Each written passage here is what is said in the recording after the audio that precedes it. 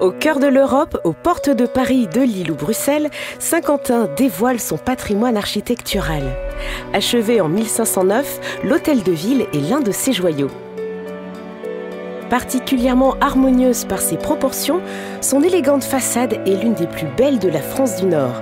Elle offre un remarquable exemple de l'art gothique flamboyant. Elle est ornée d'une multitude de sculptures fantasques et de scènes de vie de la cité.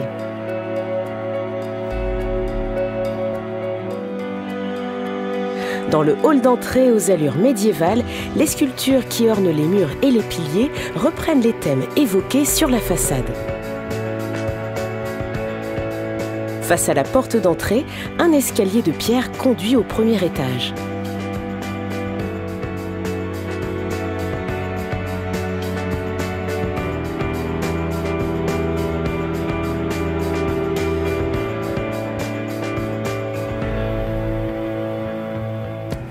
Avant de pénétrer dans les salles de l'étage, la volée de marche montant au palier de distribution des salles est encadrée d'un admirable travail de ferronnerie d'art.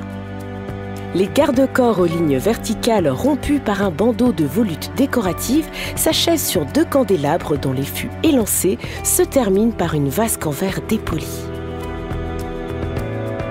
Dans la salle du conseil municipal, réalisée en 1925, une ornementation art déco d'une rare qualité. Les murs sont garnis de lambris de palissandre et de chêne de Hongrie et chaque panneau est décoré d'un cartouche présentant les instruments caractéristiques d'un métier ou d'un art.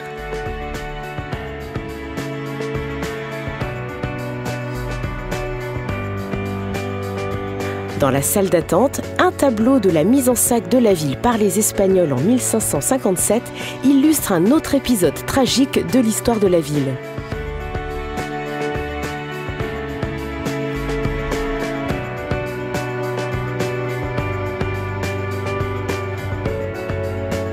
Une cheminée monumentale est l'élément majeur de la salle voisine, la salle des mariages. Son ornementation offre 2 styles bien différents, la base qui est gothique et le manteau dans le plus pur style de la Renaissance.